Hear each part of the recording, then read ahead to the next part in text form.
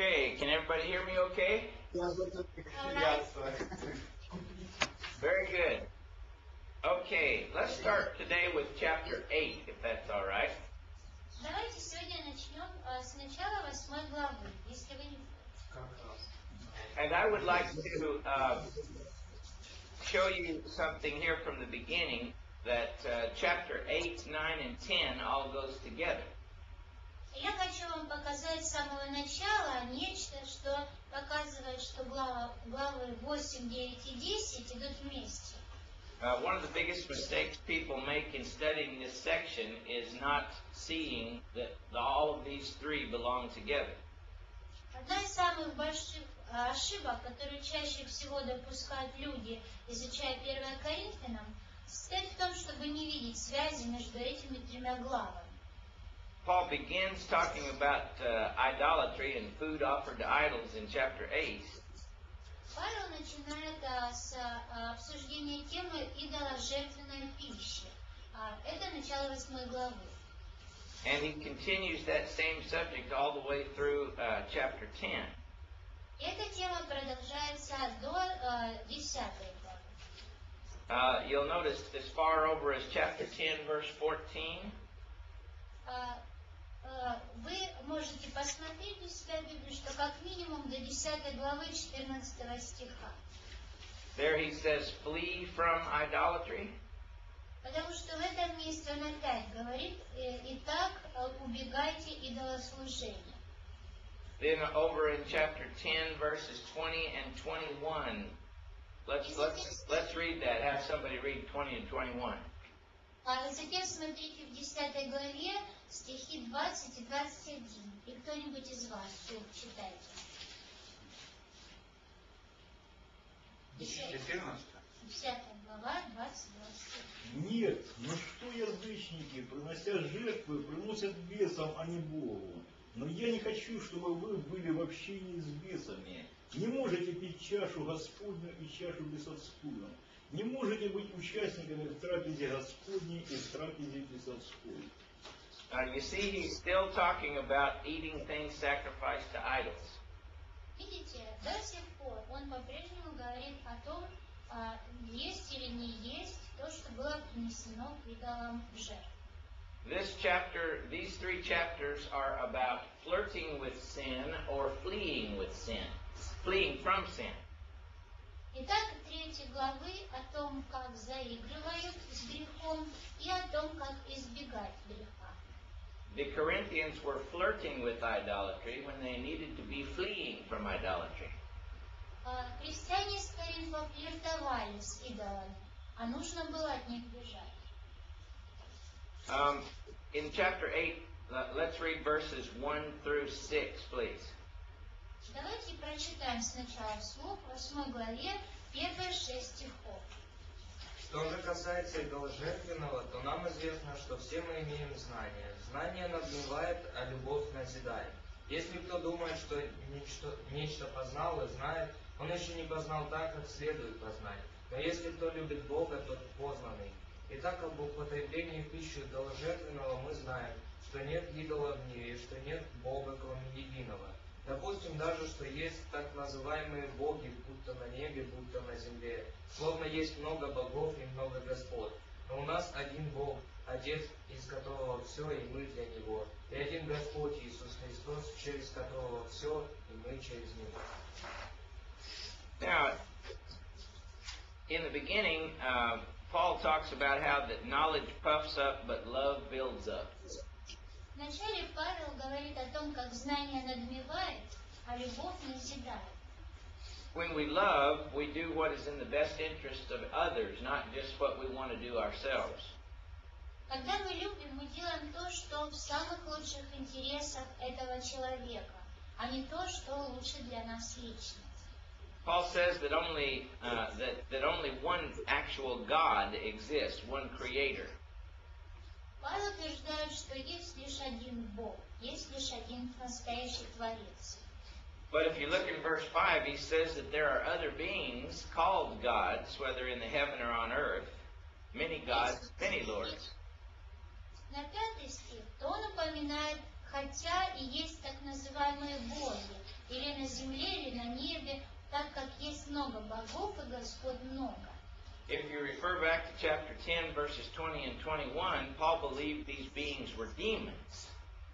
Если посмотреть снова тот отрывок, с которого мы начали, это 10 глава, стихи 20 и 21, то мы увидим, что под этими, так сказать, богами Павел подразумевает демон или бес.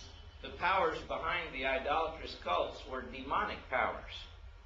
Силы, стоящими за идолами и за идоложертвенными служениями, это силы бесовские.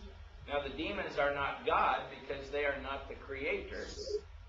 А демоны или бесы не могут быть богами, потому что они не являются творцами. They are created beings. Они тоже сотворенные существа. Colossians 1:16. Let's read that, please.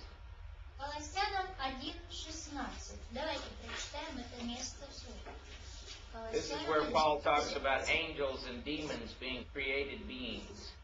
Это то место, где Павел объясняет, что и ангелы, и демоны были сотворенными существами.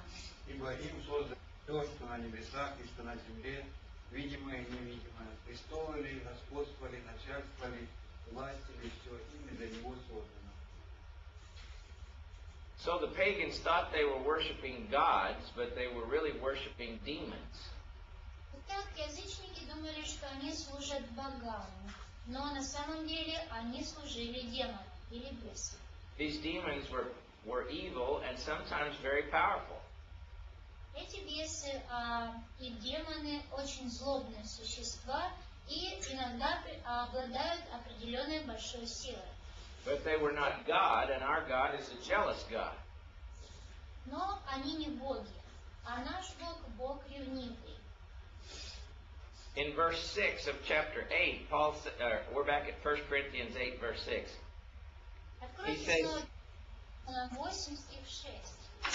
He says that there is only one true God who is our Father, the creator of all things. Павел тут пишет, есть лишь один Бог, настоящий Бог, который является Творцом всего. The demons are not creator, they're created. Бесы от него отличаются тем, что они не творцы, а сотворенные существа. There is only one Lord Jesus Christ, and He's the Lord of the demons. И есть лишь один Господь Иисус Христос, и Он является Господином и над бесами, и над демонами. But verse 7 says that not everybody understands these things. И Господь говорит, но не все это знают, не все это понимают. See, the pagans were brought up believing in all kinds of gods, different gods. Язычники росли с детства с пониманием о том, что богов существует много, и они разные.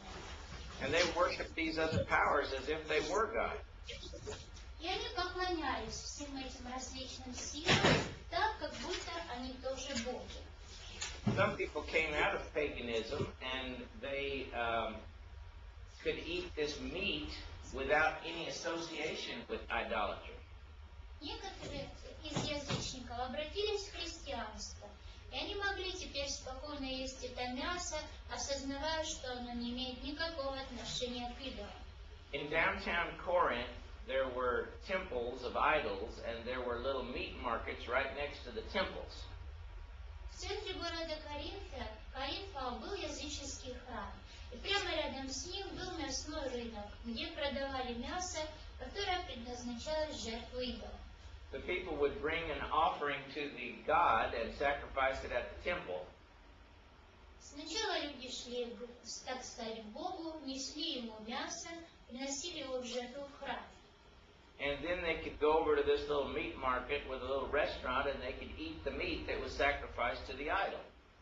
А потом они шли на этот мясной рынок, где также продавалось и готовое мясо, и могли кушать это мясо, которое раньше предлагалось в жертву идолам. People all over Corinth would either eat at those places or they would get their meat there and eat it at home.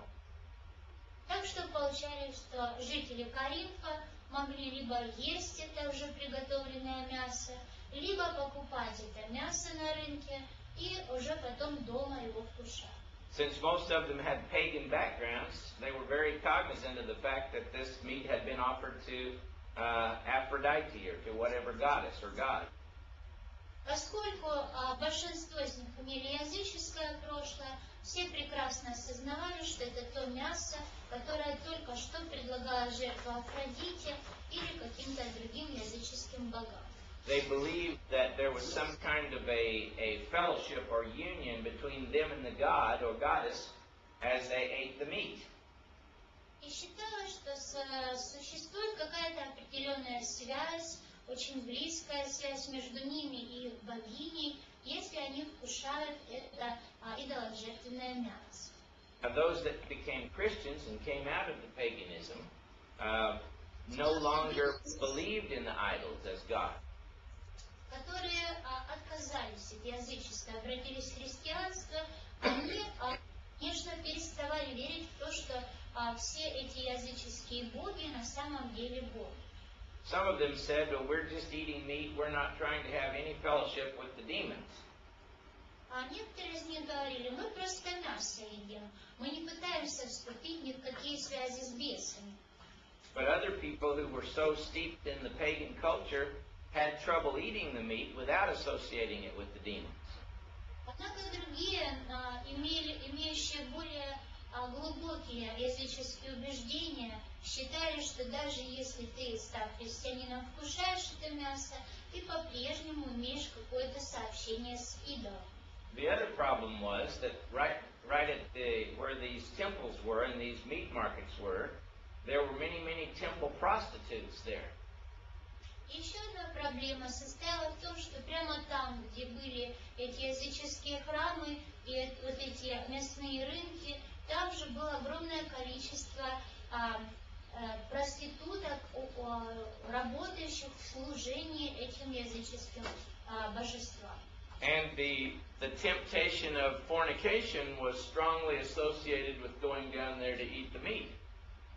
И поэтому искушение блуда, искушение поблудить, тоже очень тесно было связано с тем, что человек направлялся просто покушать мясо.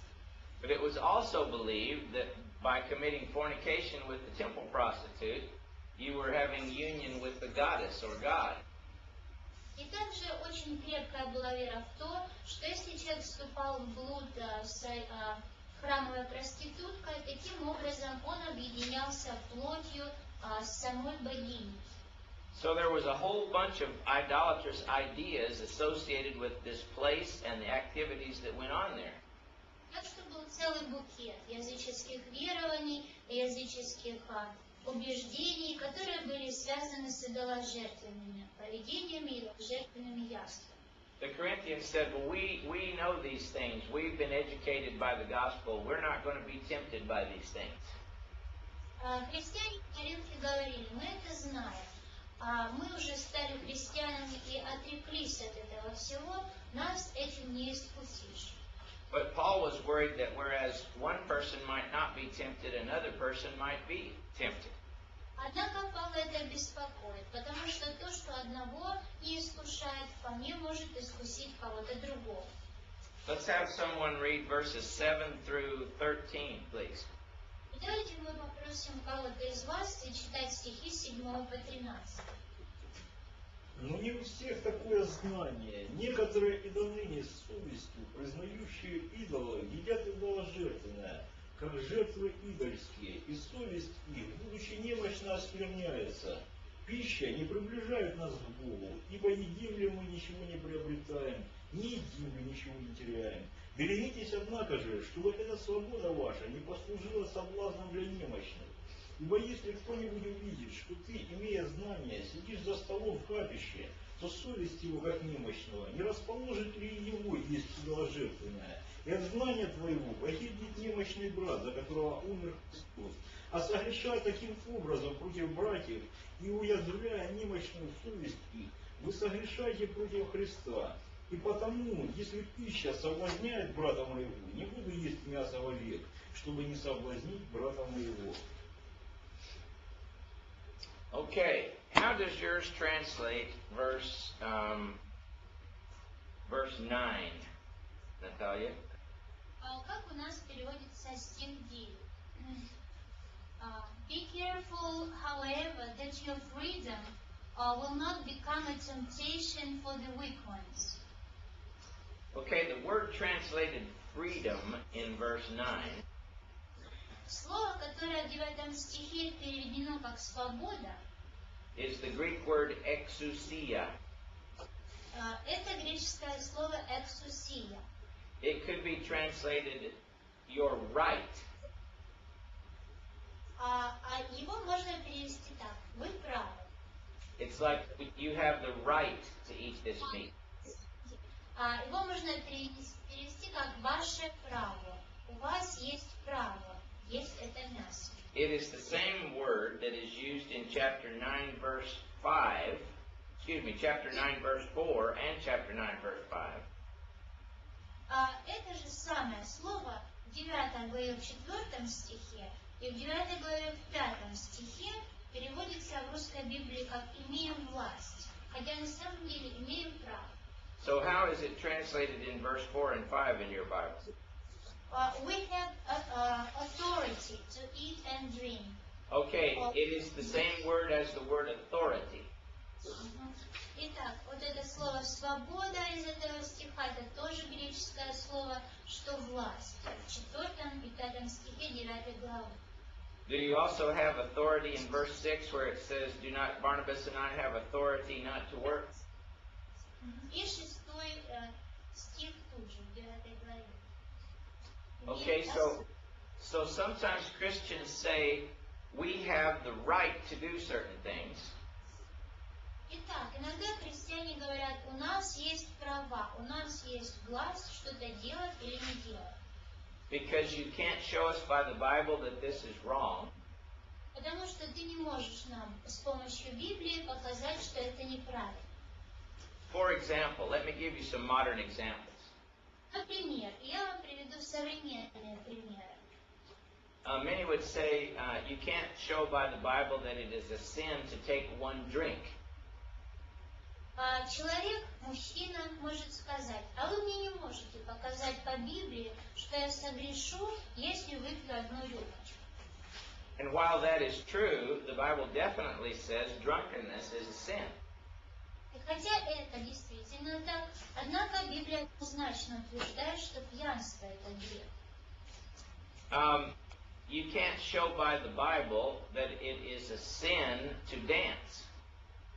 Также люди говорят, а вы мне с помощью Библии не докажете, что танцы это грех. But the Bible's definitely clear that it is a sin to commit fornication. Однако Библия однозначно утверждает, что грех состоит в том, чтобы совершать блуд. And that it's wrong to lust in our hearts after someone besides our husband or wife. И также является греховным иметь пожелания в сердце о человеке, который не является твоим мужем или женой. These people were saying you can't show by the Bible that it's wrong to eat meat. А эти люди говорили, вы нам с помощью Библии не можете доказать, что греховно есть мясо. But it was clearly wrong to worship idols, and it was clearly wrong to commit fornication. Однако однозначно греховно служить идолам и однозначно греховно блудить. And the fact was that this eating of meat was going to get them closer to the temptations of idolatry and fornication. Получалось, что вот это вкушение до жертвенного мяса приближало людей в глазах всех окружающих к служению идолам и к блуду. This would be like us going to the clubs and having a drink and dancing with people and thinking that we're not going to get drunk or commit fornication. Это все равно, что мы бы с вами пошли в ночной клуб, выпили там одну рюмочку, потанцевали там с девчатами и сказали потом всем, что мы ничего плохого не сделали, мы не блудили. They were like a moth getting close to the flame. Эти люди были как мошки, тянущиеся к огню. The moth gets closer and closer and finally gets burned up. Мошки тянутся к огню все сильнее и сильнее, пока не погибают. Why get so close to the flame? Так вот зачем настолько близко приближаться к огню? They were flirting instead of fleeing. Итак, они флиртовали с грехом вместо того, чтобы от него бежать. Plus, they didn't realize that by their eating meat, they might be encouraging a weaker brother to sin and fall into idolatry or fornication. И еще, они не понимали, что если сами кушают это мясо, они могут соблазнять более слабого брата тому, чтобы он согрешил. Chapter 9, Paul gives examples of things that we have the right to do, but sometimes we should choose not to do. В 9 главе Павел показывает целый список того, что мы имеем власть или имеем право делать, но иногда полезнее этого не делать.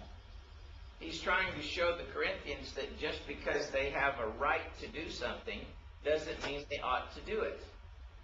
И он показывает коринфянам, христианам из Коринфа, что лишь потому, что у них право это делать есть, это еще не значит, что они это делать обязаны.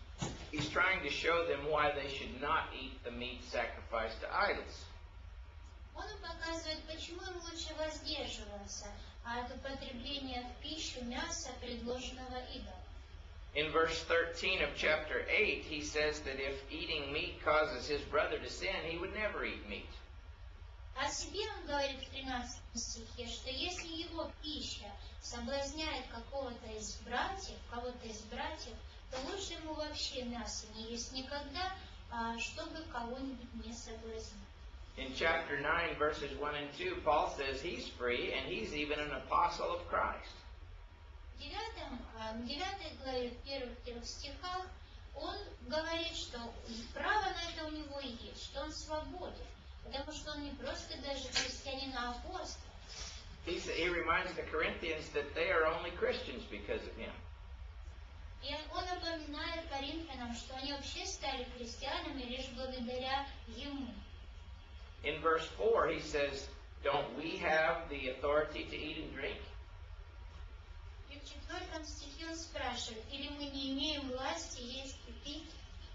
You could translate this, don't we have the right to eat and drink? Yeah, it is implied, however, don't we have authority to eat and drink? Word for word. Yes. But what I'm trying to tell you is, see, you have that same word translated freedom in verse 9. И вот тут мы дошли до этого слова, которое в предыдущем случае, в 8 главе 9 стихе, было переведено как свобода. That's chapter 8, verse 9. And what he's telling them is that there are some things we have the freedom to do, some things we have the right to do, some things we have the authority to do that we should not do. И что же здесь говорит Павел? Он пытается им показать, что хотя у нас есть право что-то делать, хотя у нас есть власть что-то делать, хотя у нас есть свобода что-то делать, нам не обязательно нужно это делать. See, the whole thing about eating and drinking in verse 4 goes back to the eating things sacrificed to idols. Идея 4 стиха, и не имеем ли власти есть и пить, относится, конечно, к предыдущей главе, к поеданию того, что приносило жертву идолам. And if you go over as far as chapter 10, если дойти дальше, до 10 главы, notice he gives the example of what the people of Israel ate and drank in verse 3 and 4. то вы увидите в 3 и 4 стихе, что Павел использует пример того, что ели люди Израиля. And then in chapter 10, verse 16 and 17, what we Christians eat and drink. И дальше в 10 главе, в 16 и 17 стихе он показывает, что мы, христиане, едим и пьем. And then he also talks in verses 20 and 21 about eating at the table of the demons and drinking the cup of the demons. И дальше в 21-22 стихе он говорит об участии в трапезе бесовской и в трапезе Господней. If If you go to chapter 10, verse 7, Если посмотреть на 10 главу 7 стих, when he describes how the people of Israel fell into idolatry, то мы увидим, как Павел описывает, как народ Израиля впал в идолопоклонство. he says they sat down to eat and to drink, and they rose up to play. В идолопоклонстве он пишет так: народ сел есть и пить, и встал играть. This is talking about Numbers 25, where the people, and in Exodus 32 as well, where the people sat down to eat the meat sacrificed to the idols and then rose up to commit fornication with the idolatrous prostitutes. Павел здесь пишет о том, что в истории Израиля произошло в числах 25 главе, а также в исходе 32 главе, где они сначала ели идоложертвенную пищу, а потом стали блудить с идоложертвенными, So if you remember, well, let's turn back to Numbers 25 for just a minute. Numbers chapter 25.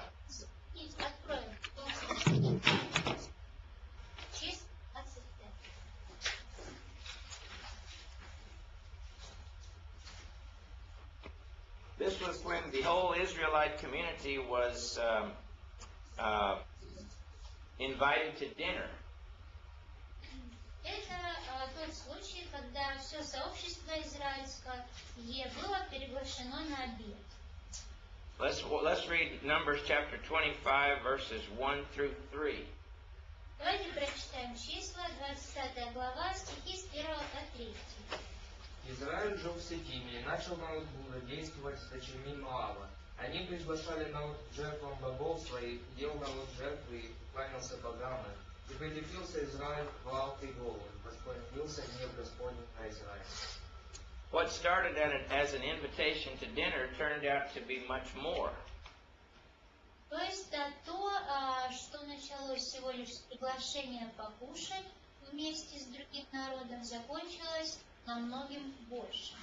Намного больше. This was the same thing that was about to happen to these Corinthians if they were not careful.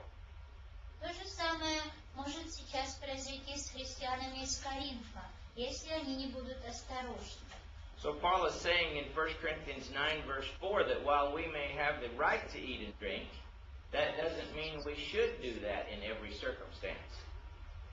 Павел, когда он говорит в 9 главе в 4 стихе далее, что хотя у нас есть право или власть и есть это все и пить, это еще не значит, что нам нужно это делать, потому что могут быть последствия. Notice he says in verse 5 that we also have the right to have a wife that is a believer, a sister. Также обратите внимание в 5 стихе, что Павел утверждает, что также у них, у апостолов, есть власть иметь жену, которая является сестрой, то есть христианкой. The rest of the apostles, including Peter, made use of that right. И другие апостолы, в том числе и Петр, этим правом воспользовались. But Paul chose to give up that right for the good of the mission of Christ. Однако Павел решил этим правом не воспользоваться для того, чтобы полностью посвятить себя миссионерской деятельности Христа. In verse 6, Paul acknowledges that evangelists have the right to be supported by the church and not to work for a living. В 6 стихе мы видим, что Павел утверждает, что у евангелиста есть право не работать, а жить за счет церкви, которая поддерживает его служение. But because of circumstances in Corinth, Paul gave up that right. Но из-за тех обстоятельств, которые сложились в Коринфе, Павел счел ненужным пользоваться и этим правом. And we know from Philippians 1, verse 5, and Philippians 4, verse 15, И мы знаем из послания филиппийцам, 1 глава 5 стих и 4 глава 15 стих, that Paul did receive support from the Philippian church, so it wasn't that it was wrong to receive support. Что Павел получал поддержку финансовую из филиппийской церкви, и не было в этом ничего неправильного, получать евангелийскую поддержку из церковь. But the point is that there were circumstances in which he was willing to give up his rights for the good of the cause of Christ. Однако здесь другие обстоятельства. И здесь в Коринфе Павел не пользуется этим правом для того, чтобы препятствовать продвижению дела Христа. From verse 6 down through verse 16, he talks about this right to receive support from the church. И вот дальше с 6 стиха и до 16, в этой 9 главе, Павел обсуждает эту тему. Право не работать, а получать поддержку от церкви для евангелиста. Look particularly at verse 12, which is the main point. И в особенности обратите внимание на 12 стих, который здесь содержит самую главную мысль. He says, if others use this right or authority, should not rather we, but we have not used this authority or this right. Он пишет, если другие имеют у вас эту власть, не тем больше ли мы? Однако мы не воспользовались этой властью. Do you have the word authority again in verse 12? Right. Okay, so it's twice in verse 12, it's in verse 6, it's in verse 5, and it's in verse 4. Итак, вот это слово опять. Здесь в 12 стихе слово «власть» 2 раза, а до этого оно было в 6, 5, 4 стихе 9 главы. And remember, it is also in chapter 8, verse 9. И также оно же было, как мы уже несколько раз говорили, в 8 главе, 9 стихе переведено как «свобода». Where the Russian Bible translates it as freedom. Это просто русская Библия решает это греческое слово перевести как «свобода». Okay, but verse 15 again, he says, I didn't make use of any of these things. И вот 15 стих. Что сделал Павел? Но я не пользовался ничем таковым. And if the reason he didn't make use of these things is because it was a hindrance to the gospel in Corinth. Причина, по которой он не воспользовался всеми этими своими правами, состояла в том, что это бы стало препятствием его служению в Коринфе. Underline the last part of verse 18. У себя в Библии подчеркните последнюю часть 18 стиха, Where Paul again says he did not make use of this authority in the gospel. где Павел снова говорит, что он не воспользовался своей властью в благовестии. Then in verse 19 he says, though I am free from all men, I made myself a slave to all, that I might gain the more. В 19 стихе он объясняет, что хотя он свободен от всех людей, он решил сам себя всем поработить. Для чего? Дабы больше людей приобрести для Христа. What Paul is saying is that everything that I do affects my brothers and sisters around me. Что же Павел здесь говорит? Он говорит, что все, что я делаю или не делаю, влияет на моих братьев и сестер, которые вокруг. And if you're going to be a preacher of the gospel, you have to realize that what you do affects other people. Если вы собираетесь служить проповедником Евангелия, вы должны тоже точно знать, что все, что вы будете делать или не делать, будет влиять на окружающих вас христиан. If you do something, they think they can do it too. Если вы что-то себе позволяете, они будут считать, что им тоже это позволят. You may have certain restraints that those people don't have. Возможно, у вас есть какие-то ограничители, какие-то ограничивающие вас факторы, но у других христиан их нет. So you have to ask yourself, how are my actions going to affect the people that are watching me? Поэтому, прежде чем что-то сделать, подумайте, как мой поступок повлияет на тех людей, которые меня видят. Are my actions going to bring them closer to God, or are they going to tempt them to sin? Помогут ли мои поступки приблизиться к христианам к Богу? Или они заставят людей отойти от Бога? If we're in a pagan culture, we have to be sensitive to that paganism. Если вокруг нас язычники или безбожники, нам тоже нужно проявлять чувствительность к этим язычникам. Now, I doubt it's this way in the Ukraine, but in our Central and South American countries, many people are spiritists and worship demons. Я не думаю, что это относится к Украине, но в Центральной и Северной Африке очень много людей занимаются спиритуализмом, то есть вызыванием мертвых. And so missionaries in those countries have to be very careful about things that would lead these people back into paganism.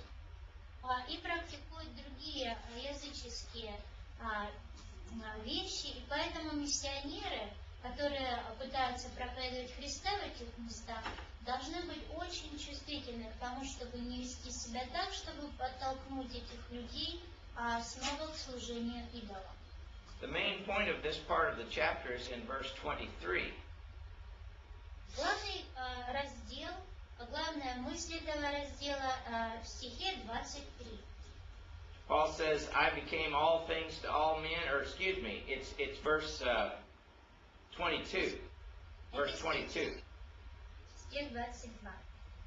Said, I became all things to all men, that I might by all means save some. Вот оно. Для всех я сделался всем, чтобы спасти, по крайней мере, некоторых. What he meant was that he was very careful that his actions brought people closer to Christ, not push them further away from Christ. То есть, что он здесь хочет сказать? Что он очень внимательно следил за тем, чтобы его поступки способствовали приближению людей ко Христу, а не становились причиной удаления людей от Бога.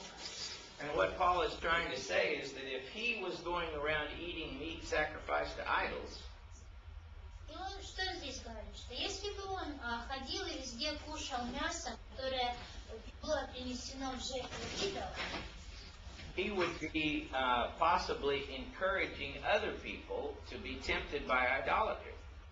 то, скорее всего, на других людей это произвело бы такое впечатление, что они бы испытывали искушение поучаствовать в служении идолам.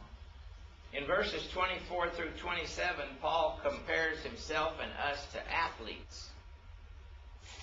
В стихах с 24 по 27 Павел сравнивает себя и всех нас, христиан, со спортсменами.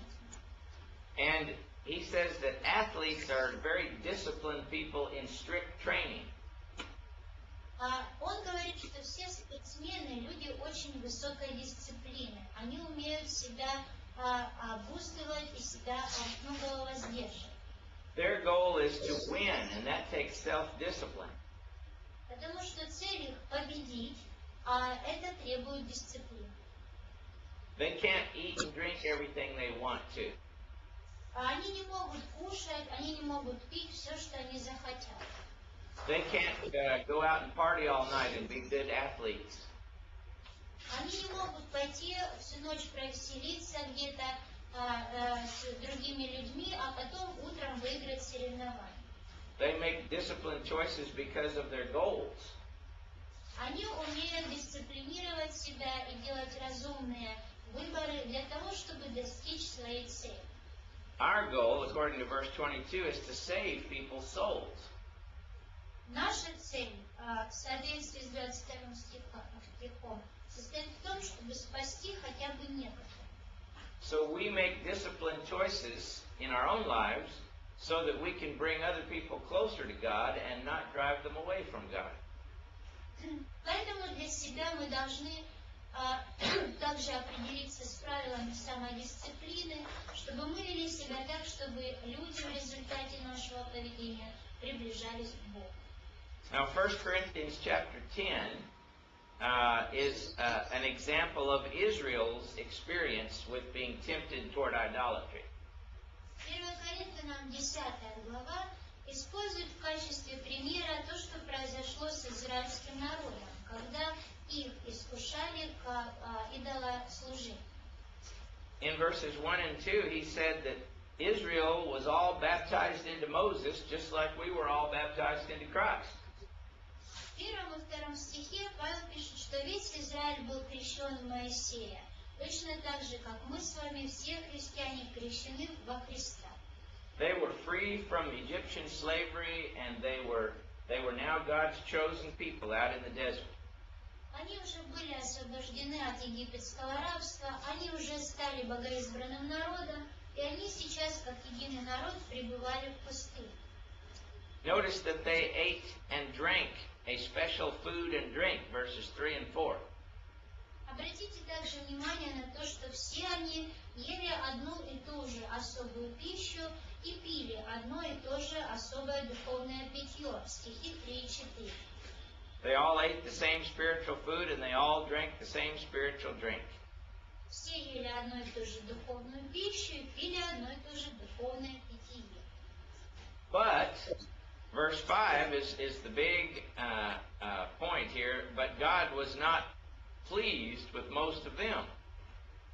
Но, и 5 стих здесь очень важный ключевой момент, что не о многих из них благоволил Господь. То есть не многие из них угождали Богу. They were destroyed in the desert. За это они были поражены в пустыне. Now, what caused them to be destroyed in the desert?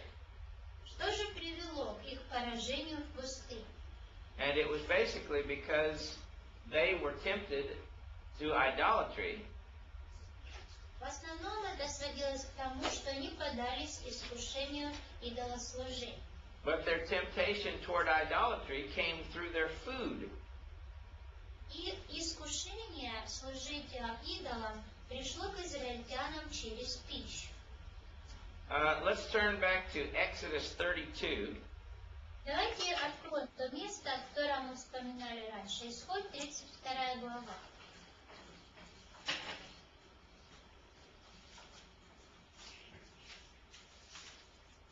And let's read particularly verse 6. This is when they made the golden calf. И прочитаем 6 стих. То место, где они сделали себе золотого тельца. Исход 32, 6. На другой день они встали рано и принесли все сожжения и привели жертвы мирные. И сел народ играть и пить, а после встал играть. Underline the last part of verse 6, Подчеркните последнюю часть 6 стиха, where it says they sat down to eat and drink and got up to indulge in revelry. и это то место, где и сел народ есть и пить, а после встал играть. How does yours translate the last phrase in verse 6, Natalia? And after that, they rose up to play. Okay, the word play means that to commit fornication with each other and so forth. Слово «играть», то слово, которое здесь переведено как «играть», означает совершать блуд друг с другом. This is about eating the meat that was sacrificed to the idol and then getting up to commit fornication. Началось с того, что ели пищу, которая была идоложертвенной, а закончилось блуд. All right, and if you'll look at verse 19, this describes what Moses saw when he approached the camp. И если посмотреть чуть дальше в этой главе, на 19 стих, то вы увидите то, что увидел Моисей, когда он спустился с горы к лагерю. The dancing was the prelude to the fornication.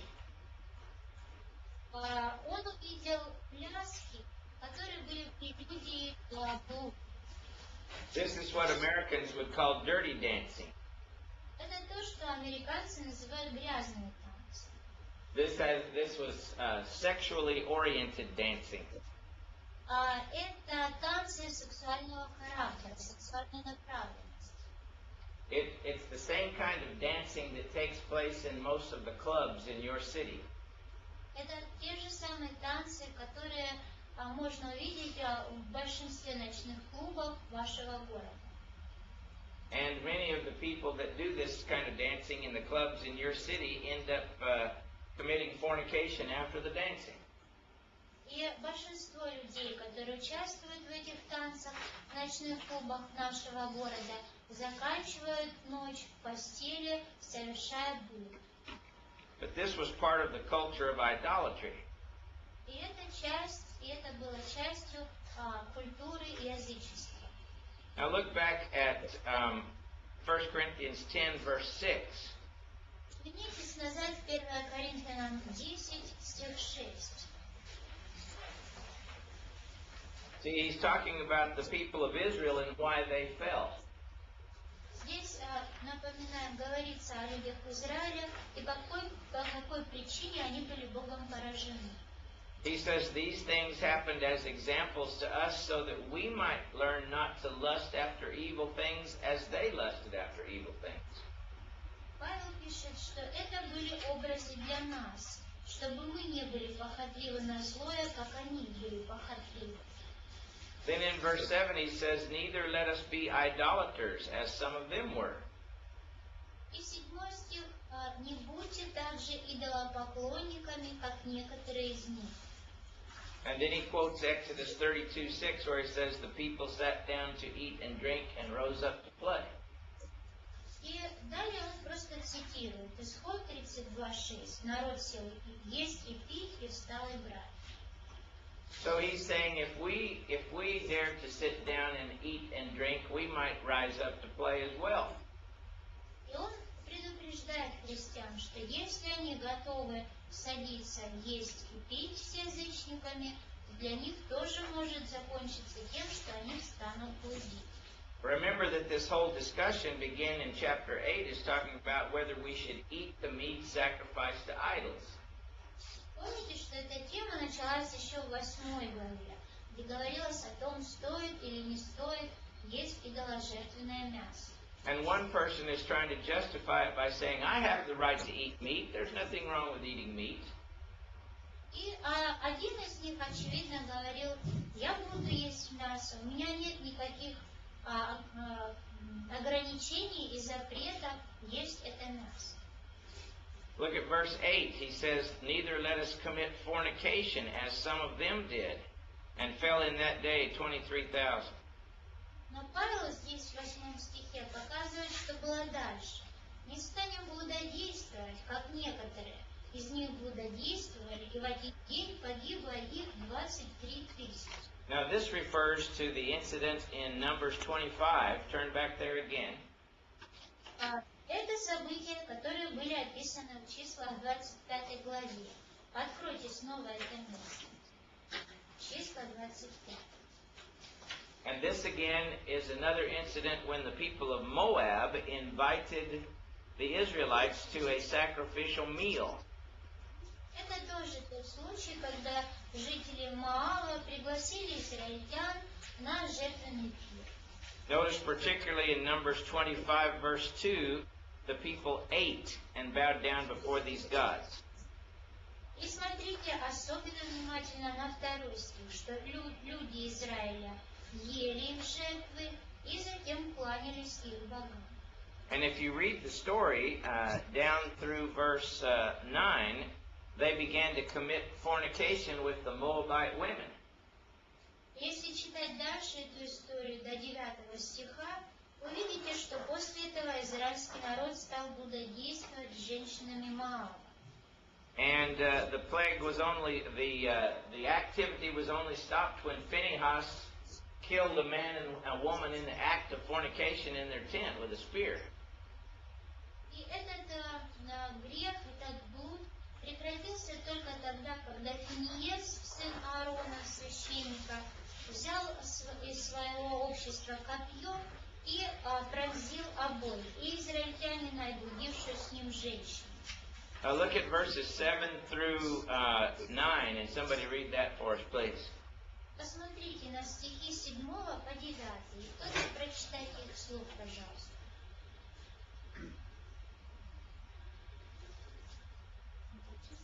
Числа 25, 7 будет. Финиес, сын Елиазара, сына Аарона, священника, увидев это, стал среди общества и взял в руку свою копье.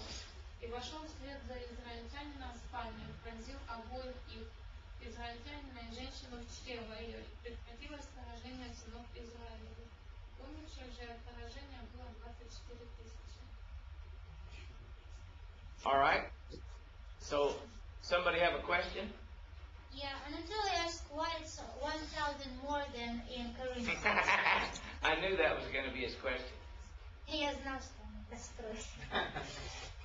I don't know. It's either a mistake in the manuscripts where the manuscripts were copied, or it's just an estimate, and it was estimated to 24 in one passage and 23, and it's somewhere in between. That's the only explanation I can give. Я не знаю. Я могу сказать, что либо это издержки многочисленных копирований библейских текстов, либо это приблизительные числа и там, а число погибших было примерно между этими двумя цифрами. I don't think it's meant to be an exact number. Я не думаю, что буквально эта цифра означает количество всех сосчитанных после поражения тел. But other than that, I don't know. Но помимо того, что я сказал, я не знаю. The point of it is, in Paul's discussion, that the eating of the meat in the sacrifices led them into idolatry and fornication.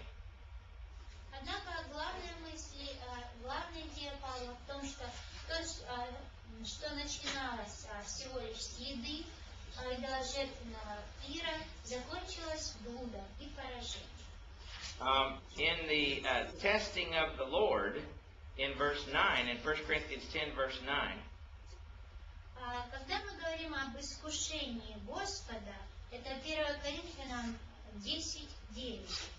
there were a couple of occasions when the Israelites tested the Lord. Мы можем вспомнить как минимум пару случаев, когда израильтяне искушали Господа. And one of those is in the occasion when they were thirsty and demanded water to drink. Один из этих случаев был тогда, когда они очень хотели пить, и они требовали от Бога. This is Exodus 17, verses 2 through 5. Это Исход 17 глава, стихи со 2 по 5. And notice that this involved drinking something, like eating and drinking. Смотрите, опять идет речь о питье. Там была еда и питье, потом просто еда, теперь питье.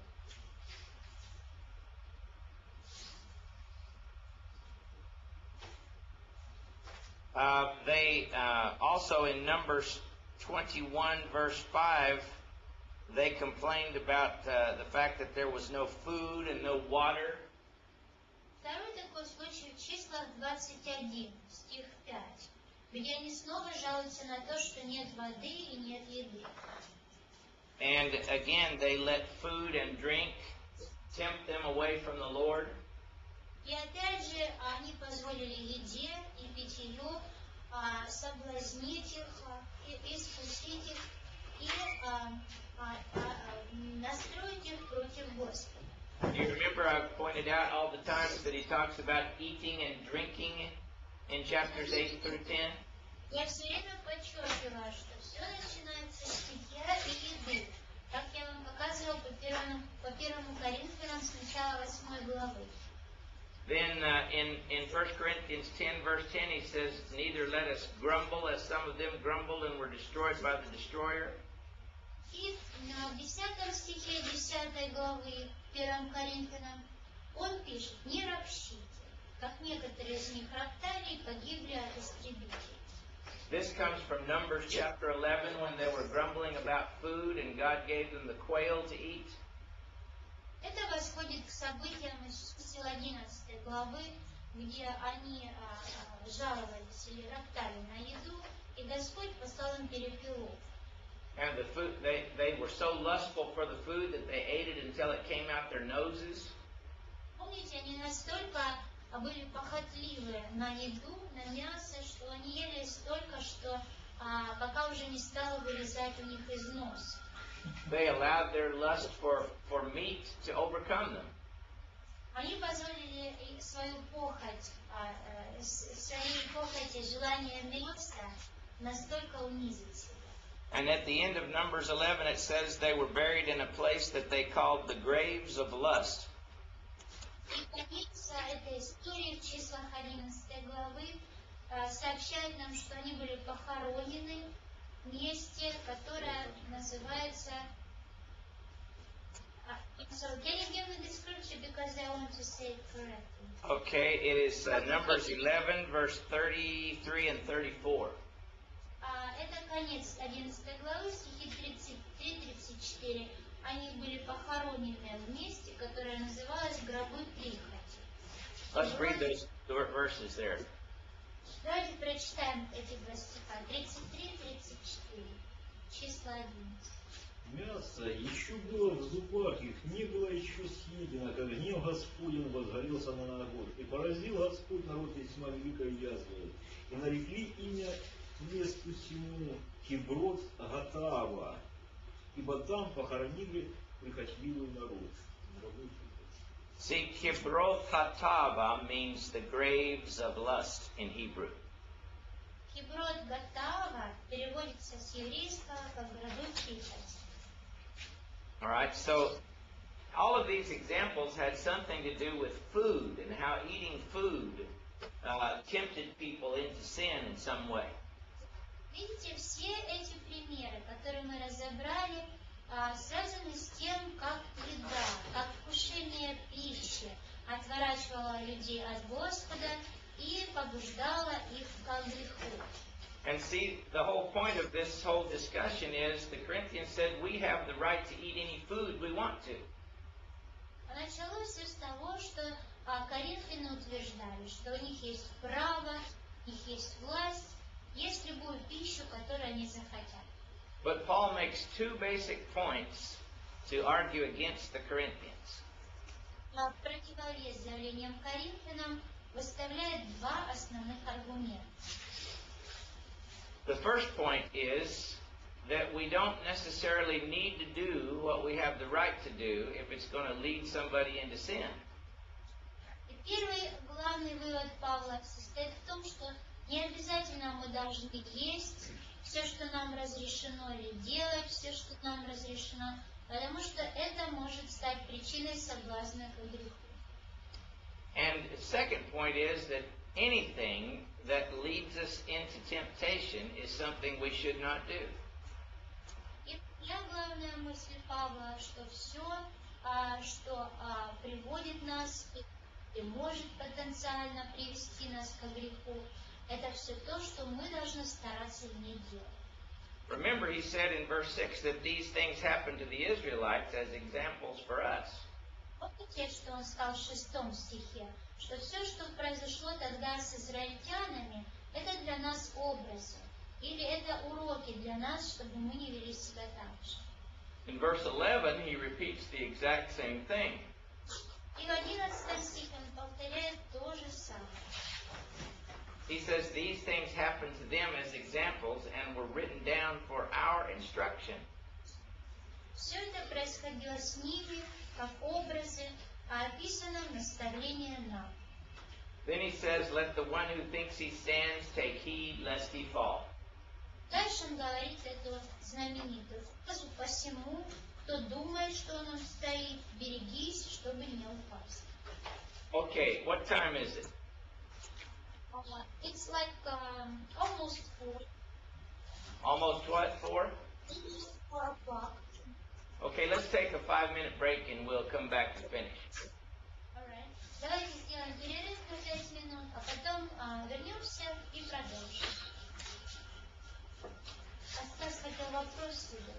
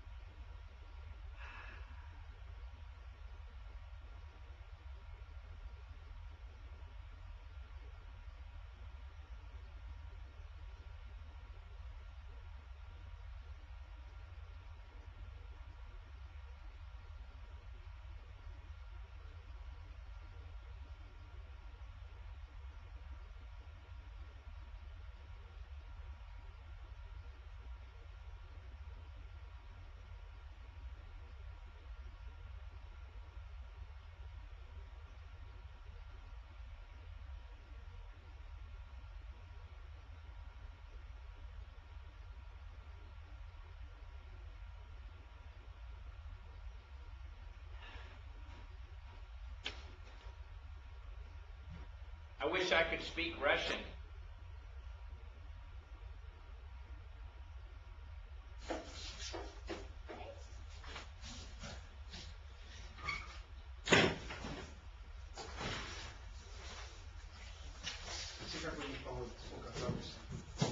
What is your weather like now? Is It is warm? very nice and warm. Очень приятно и тепло. А у нас только сегодня чуть-чуть солнышко появилось, холодно. We probably have the first sunny day in weeks. Oh boy. Well, our flowers are blooming and our grass is green. Их цветы цветут уже, а трава везде зеленая. It's nice. Yes. These 3 chapters are my favorite place to teach about temptation. Эти 3 главы из Библии мои самые любимые места, или лучше сказать, место, с помощью которых я проповедую об искушении. In verse 12, when he says, "Let him that thinks he stands take heed lest he fall," Где Павел говорит в 12 стихе: «Посему, кто думает, что он стоит, берегись, чтобы не упасть». he's talking about people who think that temptations won't bother them. Павел говорит о людях, которые думают о себе, что они выдержат испытания, искушения.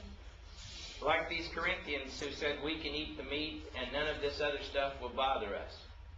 Так же, как считали братья в Коринфяне, да мы будем это мясо есть, а все остальное с идоложертвенным нас не касается. Verse 13 is a verse that is very often misunderstood. И далее идет 13 стих, который очень часто понимается неправильно. This is where he says that God will not tempt us beyond what we are able to bear. Это то место, которое говорит, что Господь не допустит нам такого искушения, которое мы не смогли бы перенести. Or I should rephrase, it's not that God would tempt us, but God will not allow us to be tempted beyond what we're able to bear. И я хочу сказать, что не Бог дает нам это искушение, а Господь не позволяет искушениям более наших сил приходить в нашу жизнь. But it says that he will provide a way of escape that we can endure it. И дальше говорится, что Бог даст облегчение или способ, или выход, чтобы мы смогли перенести это искушение. And this is where this verse is misinterpreted and taken out of context. Очень часто именно эту часть стиха толкуют неправильно, потому что вырывают из контекста. Because verse 14 tells us what the way of escape is. Вот что показывает 14 стих. Вот какой выход из этого искушения.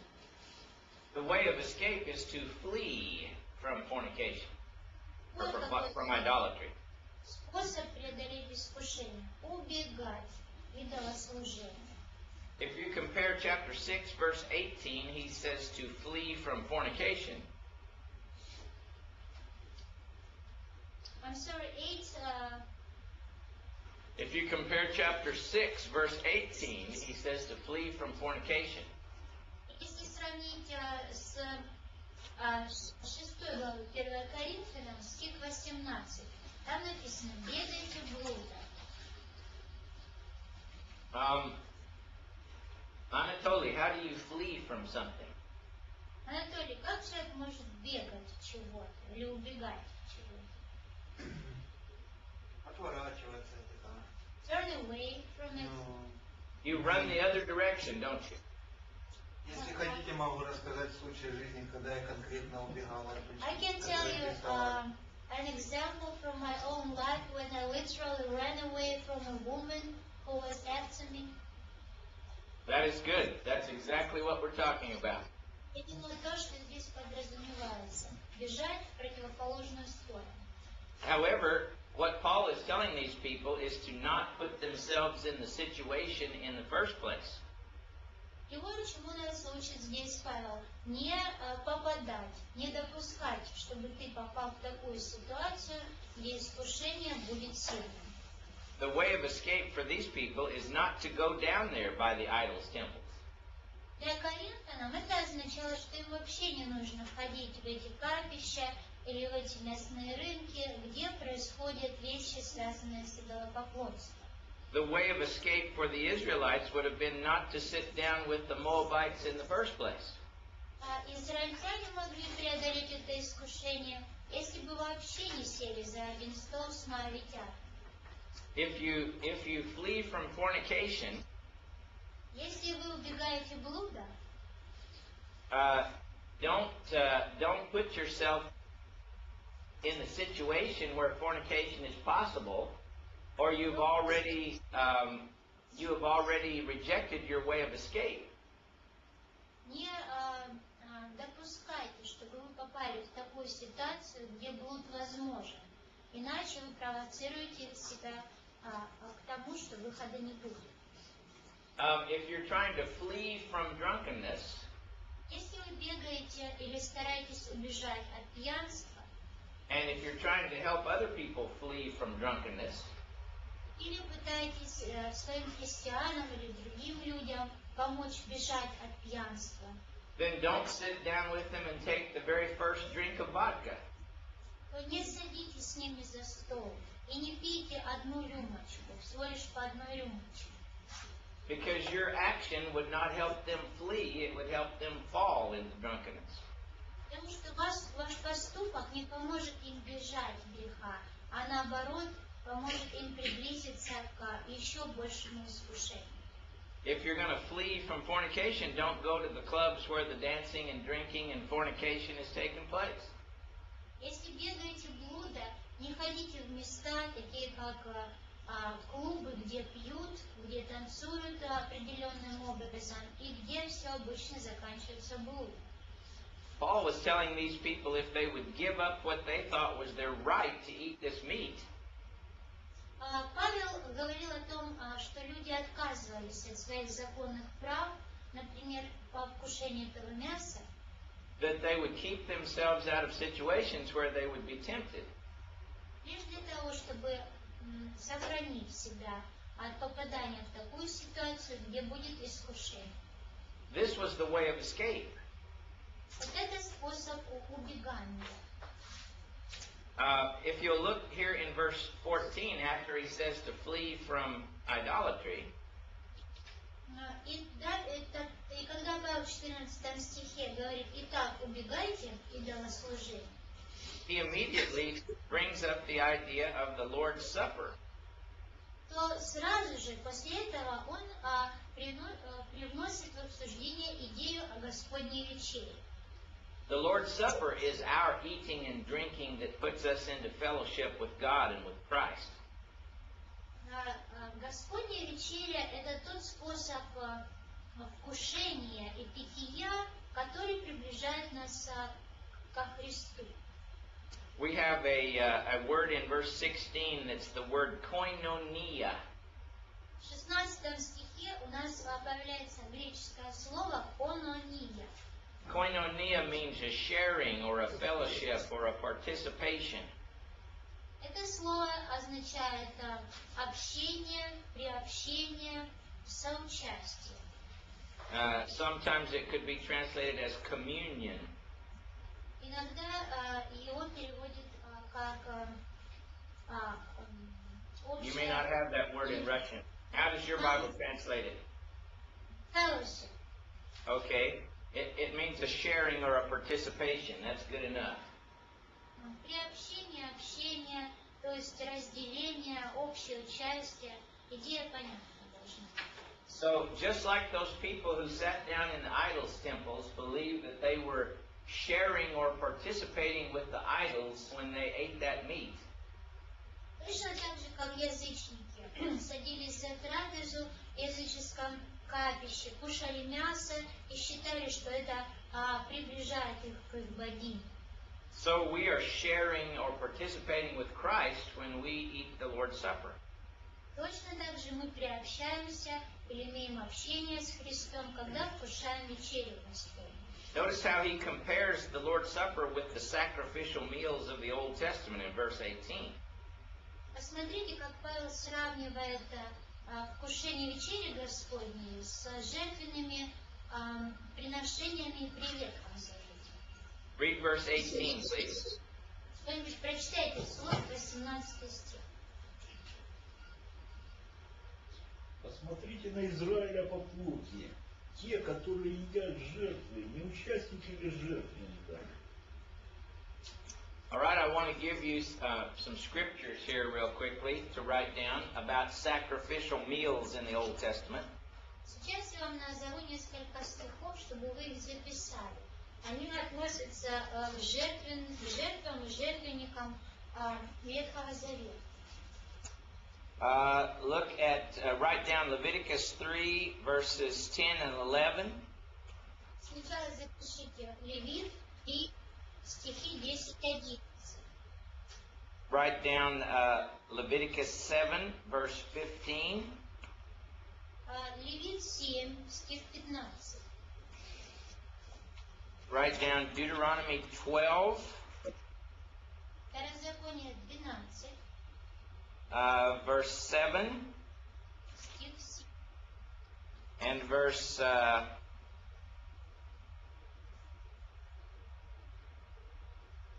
18. И стих 18. Also 1 Samuel chapter 1, Еще Первое Царство, глава 1, verses 4 through 7, or 4 through 8. с 4 по 8. Now, without looking all these up, let me explain to you about sacrificial meals. Мы не будем все это читать, и позвольте, я вам сам объясню о жертвенной еде. In ancient Israel, when a family brought a sacrifice to God, В Древнем Израиле, когда семья приносила жертву Богу, especially when it was a peace offering or a fellowship offering, особенно когда это была мирная жертва или peaceful offering and a peace offering and a fellowship offering, и общение, they would cut the choicest parts of the animal out, то обычно вырезали самые лучшие части мяса, and they would put those on the altar and burn them up to God as God's food. они возлагались на жертвенник или на алтарь, и это сжигалось. Эта часть была пища Богу. Then they would cook the rest of the meat and eat it together as a family. Остальная часть мяса животного готовилась, и семья кушала ее. And it was like they were eating a meal with God. И получалось, что как будто они вместе с Богом кушают эту еду. God's food was the part they put on the altar, and their food was the part they cooked and ate. Божья часть – это то, что они положили на алтарь и сожгли, а их часть – это то, что они приготовили и съели всей семьей. This whole transaction showed several things. А весь этот процесс показывал или свидетельствовал о нескольких вещах. It showed that the people had brought a sacrifice to God. Во-первых, это показывало, что люди принесли жертву Богу. It showed that God had accepted their sacrifice. Также это показывало, что Бог принял их жертву. And the eating of the meal showed that things were good between them and God, that they were friends with God. И совместная трапеза свидетельствовала о том, что между ними и Богом хорошие отношения, они друзья, они в мире, люди и Бог. It showed that there was fellowship between them and God.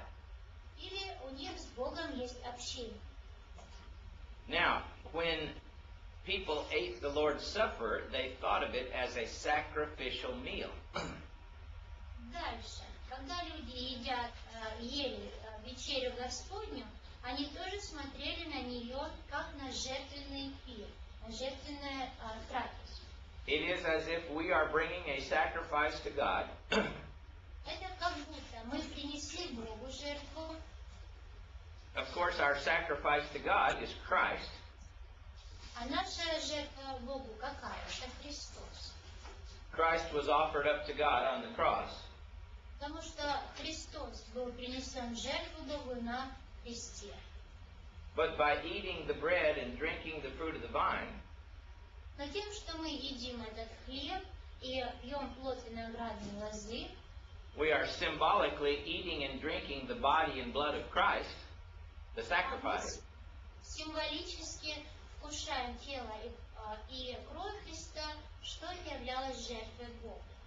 So we are showing that we have given God our sacrifice, He has accepted our sacrifice, and things are good between us because of the sacrifice. Мы показали Богу, что мы принесли Ему жертву, что мы вкусили свою часть жертвы, и что между нами и Богом хорошие дружеские отношения, мир и общение. Remember that this whole discussion is about eating meat that has been sacrificed to idols. Как вы помните, вся эта дискуссия началась с обсуждения вопроса о вкушении мяса, предложенного идолом. And if you look at verse 16 and 17, you'll see that he compares the Lord's Supper immediately to the sacrificial meals of the Old Testament in verse 18. Если посмотреть на стихи 16 и 17, то вы увидите, что Павел сразу же приводит для сравнения вечерю Господню и сравнивает ее с жертвенными трапезами Ветхого Завета. So the Israelites had their sacrificial meals. То есть у израильтян были свои жертвенные трапезы, And the Lord's Supper is our sacrificial meal. а вечеря Господня – это наша жертвенная трапеза. But the pagans, the idolaters, also had sacrificial meals. Но и у язычников, и у идолослужителей есть свои жертвенные трапезы. Just like the incident in Exodus 32 and the incident in Numbers 25. И точно так же, как случилось в Исходе 32 и в Числах 25, The pagans believed that by bringing their sacrifice and eating the sacrifice, язычники верили в том, что если они принесут жертву богам и затем съедят, they were entering into a transaction, a spiritual transaction with their God. они вступают в духовное сообщение со своими божествами. Now, we don't believe that their God was really God. Да, мы не верим в то, что их божества – это настоящий Бог. Their God was really some demon. Мы смотрели, что их божества – это бесы, демоны, на самом деле. But in effect, they were giving a sacrifice to a demon. И в какой-то степени, по сути, они приносили жертву демону. The demon was accepting their sacrifice. Демон принимал эту жертву. And by eating the meal, they were in fellowship or at peace with the demon. И когда они сами затем ели это идоложертвенное, они вступали в духовную связь с этим демоном и бесом. This is precisely what Paul says in verses 19 through 22. Именно об этом говорит Павел в стихах с 19 по 22. Let's read verses 19 through 22. И давайте прочитаем вслух эти стихи с 19 по 22. Что же я говорил? То ли, что идол есть что-нибудь, или идоложертвенное значит, что нет. Но что язычники, принося жертвы, приносят бесам, а не Богу. Но я не хочу, чтобы вы были в общении с бесами. Не можете пить чашу Господню и чашу бесовскую. Не можете быть участниками трапезы Господней и трапезы бесовской. Remember that in Exodus 20, the Bible says God is a jealous God. Помните, в Исходе 20 Библия говорит, что Господь Бог есть Бог ревнивый. What do you think Paul is saying in verse 20 when he says, I don't want you to have fellowship with demons? Как вы думаете, что имеет в виду Павел, когда он в 20 стихе написал, но я не хочу, чтобы вы были в общении с бесами? What is Paul trying to get these Corinthians to do or not to do? Что Павел побуждает этих христиан из Коринфа делать или не делать? Не садиться есть грешно. Not to eat with sinners. Not to eat the sacrificial meat is correct. И правильный ответ – не есть идоложертвенную пищу. See, the whole point of chapters 8, 9, and 10 is in chapter 10, verse 14. И главная мысль трех глав, 8, 9 и 10 главе в 14 стихе. See, the command, flee from idolatry, is the entire point Paul wants to make in chapters 8 through 10. Это заповедь убегайте идолослужения. И это главная мысль 8, 9, 10 главы 1 Коринфянам. And you don't flee from idolatry if you sit down and eat this sacrificial meat. И ты не можешь убежать идолослужения, если ты садишься за жертвенную трапезу и кушаешь это жертвенное мясо. Now, in some pagan countries today, this has a very direct application to the people. В некоторых языческих странах и в наши дни это имеет прямое отношение к людям. But it still has a great application in your country as well and in my country. Но также это имеет отношение к людям вашей страны или моей страны. I preached a sermon called Flirting or Fleeing? Я недавно проповедовал проповедь, которая называлась «Флиртуем или убегаем». And I give them the biblical background from these chapters. За основу проповеди я взял библейский текст из этих глав. And then I use examples like, are you flirting or fleeing from fornication? И затем я заставлял людей задуматься над вопросами, флиртуют они с блудом или бегут с блуда. Are you flirting or fleeing from drunkenness? Флиртуют они с пьянством или бегут с пьянством. Are you flirting or fleeing from covetousness? Флиртуют они с алчностью, жадностью или бегут алчности и жадности. See, some people, they're into getting rich, and that's all they can think about is money, money, money. Вы сами знаете, что для многих людей цель – это стать богатыми, это все, о чем они думают. Деньги, деньги, деньги. So they get into these schemes where they can make money off of other people. И они позволяют себе быть вовлеченными в схемы, которые позволят им получить деньги с каких-то людей. And they don't care if they use other people as long as they make money. И получается, что им, по сути, все равно, как они поступают по отношению, лишь бы шли деньги. They're not fleeing from covetous, they're flirting with covetousness. Они не бегут любостяжания, жадности, алчности, они с ней флиртуют. What they would need to do in order to flee from covetousness is use their money to give it away to the Lord's purposes, to help other people, and not just for themselves. Что же им было бы нужно делать, чтобы бежать любостяжания, бежать алчности? Они могли бы использовать свои деньги на Божьи дела, на продвижение Божьего дела и на укрепление Божьих людей.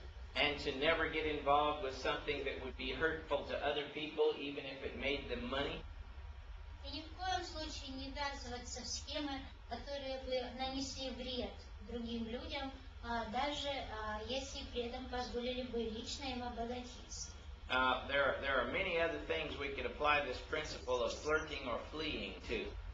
Есть еще много других вещей, других принципов, которым мы можем применить ту же самую формулу.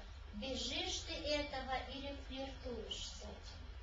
When you get down to the end of chapter 10, Paul says in verse 31, Когда мы доходим до конца 10 главы, мы видим, что Павел пишет в 31 стихе. says, if you eat or drink or whatever you do, do it all to the glory of God. Итак, едите ли, пьете ли вы или что иное делаете, все делайте во славу Божию. If you are drinking something, is it glorifying God? Если вы что-то пьете, прославляет это Бога. If you are sitting in some location, is that glorifying God, you being in that location? Если вы сидите за столом в каком-то месте, прославляет ли Бога ваше присутствие за трапезой в этом месте? If you are dancing, is that dancing you are doing glorifying God? Если вы танцуете, танцуете, то эти танцы, в которых вы участвуете, прославляют Бога, делают славу Божью. The question is, whatever I'm doing, is it glorifying God or is it leading me into temptation and leading others into temptation? Вопрос здесь один. Вот чуть бы я ни занимался, что бы я сейчас ни делал, прославляет это Бога или это искушает меня и становится причиной искушения для других людей? In the very last part of this discussion, it's actually the first verse of chapter 11. It's not the It should be the last verse of chapter 10, but it's the first verse of chapter 11. It says, "Be imitators of me, as I also am of Christ." И последняя мысль этой дискуссии находится в первом стихе 11 главы, хотя по сути она должна быть заканчивать предыдущую главу. Это мысль Павла: будьте подражателями мне, как я Христу. What Paul means by that is, Paul was willing to give up his rights for what was helpful to the saving of souls. Павел имеет в виду, что он лично готов отказываться от своих законных прав, лишь бы приближать людей к Богу, к Христу. And Christ is willing to do the same. Поскольку и Христос сделал то же самое. And we should be willing to give up our right to eat things that were sacrificed to idols. Мы должны с вами быть готовыми поступиться своими правами, вкушать идоложертвенное, если это во вере. This is 1 Corinthians chapter 10 and 11 right here. У меня в руках 1 Коринфянам, глава 10 и 11. Where did you get it from? It popped out of my Bible. Просто вырвалось из Библии.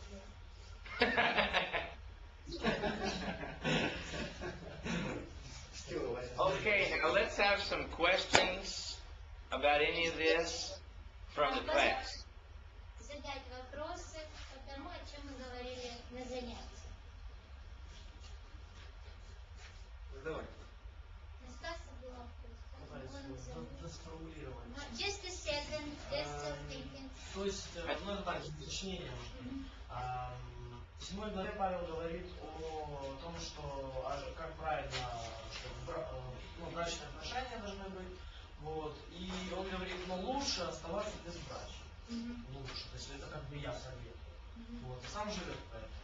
А можно ли это сравнить с тем, что он говорит уже с 8 по 10 главу, что он говорит, вы можете пойти там поесть этого мяса, но лучше этого не делать. То есть можно это сравнить, что... Well, Stas wants to clarify, he gets it right, that in chapter 7, Paul gives instructions about proper relationship in marriage, and he says, but it's better for you to stay like I am. Can we say that in this next discussion, in chapters from 8 till 10, he says you can eat this meat, but it's better for you not to do so. Yes. Да. То есть, это просто для уточнения, то есть получается, что как и выходить, получается, замуж, жениться, так и есть это мясо, в принципе, не является, но может привести к греху. So just like getting married or eating this meat, it is not a sin in itself, but it can lead us to sins or temptations. Yes, and it can lead others to sin. И не только лично нас, но и других людей это может привести к греху. And it is a sin if we willingly do it knowing that it will lead us to temptation. И также это становится грехом, если мы делаем это, осознавая, что нас это обязательно приведет к греху. Now, the way Paul probably would have eaten meat if he ate it, Мне кажется, если бы Павел стал есть мясо, он бы сделал это так. he probably would have eaten some meat that could have come from one of those markets, but he would have eaten it at home where it had no association with the idols. Мне кажется, что Павел мог бы съесть мясо, купленное на таком рынке, но он бы, скорее всего, сделал это дома и в одиночестве, чтобы ни у кого не возникало мыслей, связанных с идолослужением в данном случае. Or if he went to some family's house and they were having a meal that had meat, Или если он сейчас пошел к кому-то в гости, и там семья кушала мясо, he wouldn't ask them whether it had been sacrificed to an idol or whether it was just an animal they had butchered behind their house. Павел не стал бы у них расспрашивать, а было ли это мясо предложено идолам, или оно просто из того животного, которое у них паслось за домом. He would just eat the meat. Он просто бы ел это как мясо. But if they told him that it had been sacrificed to an idol, Но если ему говорили, хотя он и не спрашивал, что это мясо до этого было принесено в жертву, he would not eat it. тогда бы он ни за что это есть не стал. All of this was because he wanted to be the right kind of example and not lead himself or anyone else into temptation. Так он себя вел, потому что хотел быть хорошим примером для подражания, и чтобы себя не приводить к искушению и не подталкивать других людей. And the principle is that we need to be careful what we do so that it won't lead either us or anybody else into temptation. Главная мысль должна отсюда быть таковой. Мы не должны ни сами делать чего-то такого, что приведет нас к греху, ни делать что-то, что нас не приводит к греху, но может потенциально стать соблазном для других. And remember Paul's strong admonition to flee. И запомните для себя четкую заповедь от Павла: убегайте. That is the main admonition of the passage, and that is what we should preach. Flee. Это главная идея этого отрывка, и об этом мы должны проповедовать людям. Убегайте. If we're not preaching that, we're not preaching the main message of these 3 chapters. Если мы это не проповедуем, то мы не передаем людям главный смысл этих 3 глав Писания. Стас? То есть это как исходя из контекста, то есть последовательности письма, это можно применить как бы как одно и то же, в смысле пример один и тот же, с разными уклонениями, правда? Can we say that Paul uses different illustrations to the same idea, and these 2 different illustrations is first marriage and then meat? These are just things that he technically had the right to do, that some circumstances he gave up the right to do those things.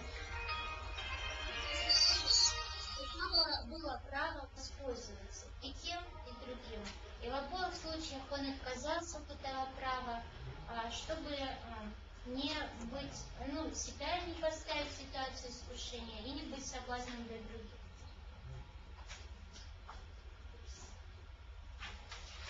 Does it help you to see how these 3 chapters all go together in one big discussion? Смог ли я помочь вам увидеть, что эти 3 главы идут вместе? Что это одна и та же дискуссия, растянутая на 3 главы? Да, yes. Do you see how that if you stopped at chapter 8, you would be getting the wrong impression? Видите ли вы, как я хотел бы, чтобы вы увидели, что если остановиться в конце 8 главы, а остальное читать отдельно, то может сложиться неправильное впечатление, неправильное понимание чудес. Because see, if you stopped at chapter 8, you would think Paul didn't care one way or another whether you ate this meat. Потому что если закончить 8 главой, то дальше, читая отдельно, у вас сложится впечатление, что Павлу было все равно, едите вы это мясо или не едите. But much of what he's doing in chapter 8 is repeating the arguments of the people that thought they had the right to eat the meat. Но в 8 главе Павел лишь по сути повторяет аргументы тех людей, которые защищали свое право кушать это мясо. But in chapter 9 he talks about being willing to give up our rights. Однако в 9 главе Павел обсуждает и призывает людей к тому, чтобы отказываться от некоторых своих прав For the salvation of souls. и ради спасения душ. And in chapter 10, how that people eating meat often tempted them into idolatry, like the people of Israel. И 10 глава тоже относится к предыдущей дискуссии, потому что показывает, как вкушение мяса привело к греху Израиля. Then he says, flee from idolatry. Дальше он делает вывод, заповедь, бегайте идолослужения. You can't sit at the table of the Lord and the table of demons at the same time. Нельзя сидеть за трапезой Господней и за трапезой бесовской одновременно. And you don't want to provoke the Lord to jealousy. И не нужно вести себя так, чтобы заставить Господа ревновать. And then he says, don't eat or drink or do anything else unless it's to the glory of God. И заканчивает он эту дискуссию словами: не кушайте, не пейте, ничего другого не делайте, что не принесло бы славу Божью. And when he says, be imitators of me, Paul gave up his rights in order to do what was best for souls. И когда он заканчивает словами «подражайте мне, как я Христу», он призывает нас отказываться от некоторых наших прав для того, чтобы сделать то, что сделал Христос. Contextia, contextia, contextia. В контексте, в контексте, в контексте. That was Russian. I spoke Russian. Yeah, we got it, but I still Okay. I know da, and yet, and spesivo, and contextia. That's all. Это все слова, которые... And dos pedants. A discussion with a lady from Pentecostal church about gifts, and I caught myself repeating в контексте, в контексте. There you go. Good. That's good. That's good. Just thinking about it. What time is it? It's 4:45. I tell you what, this is a good place to stop, so I would like to stop here today, and we'll begin again next week, if that's okay. Я скажу вам, что сейчас для нас хорошее время остановиться, если вы не против, а следующую тему начнем уже на следующем уроке. God bless you, my brothers and sisters. I will see you. Господь благословит вас, хорошие братья и сестры. Увидимся. Bye-bye. Bye-bye. Bye-bye.